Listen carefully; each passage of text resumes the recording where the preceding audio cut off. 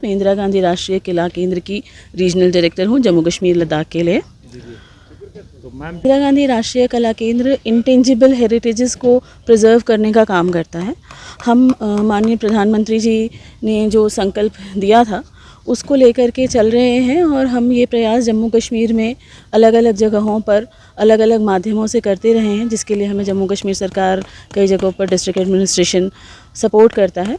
हमने कुलगाम में एक कोशिश की थी इसी तरह से लोगों को याद दिलाने की कि उनकी विरासत क्या है, किस तरह रहते थे। सबसे बड़ी चीज़ ये है कि भारतीय परंपरा में सस्टेनेबल लिविंग पर जोर दिया जाता है। आज पूरी दुनिया सस्टेनेबल लिविंग की बात कर रही है और हम अपनी सस्टेनेबल लिविंग को छोड़ करके आगे आ गए हैं।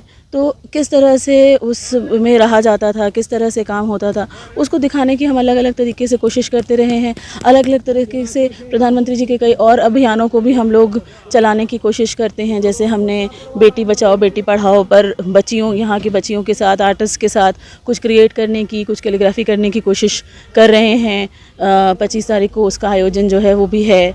उसके अलावा हम लोग एक भारत श्रेष्ठ भारत के थीम पर जो आर्टिजन्स हैं, विश्वकर्मा के जो आर्टिजन्स हैं, उनको का दिखाने की कोशिश कर रहे हैं कि यहाँ पे ट्रेडिशनल आर्टिजन कौन कौन से थे और किस तरह ट्रेडिशनली वो क्या क्या चीज़ें बनाते थे। उसका एक ट्रेडिशनल बाज़ार कैसा था, वो मार्केट सेटअप करने की कुछ कोशिश होगी। इस तरह का कुछ अलग अलग प्रयास हमने इसी तरह बसौली पेंटिंग के रिवाइवल और बसौली में जो चीज़ें थी, बसौली पश्मीना, उनके लिए बसौली में कार्यक्रम किया। हमने कुलगाम में एक लाइफस्टाइल पर प्रोग्राम ऑलरेडी एक एग्जीबिशन किया था।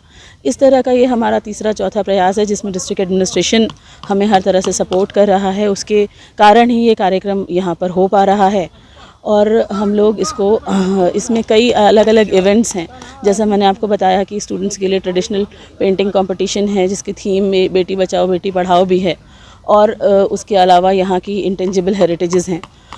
उसके साथ साथ हम कुछ बच्चों को ट्रेडिशनल अटायर्स में दिखाने की कोशिश करेंगे कि यहाँ पर कश्मीर में आज हम सिर्फ इस तरह फ़िरन को जानते हैं, लेकिन ट्रेडिशनली वो किस तरह का था, अलग अलग कम्युनिटीज़ के भी अपने अटायर्स कैसे थे, वो दिखाने की कोशिश की जाएगी।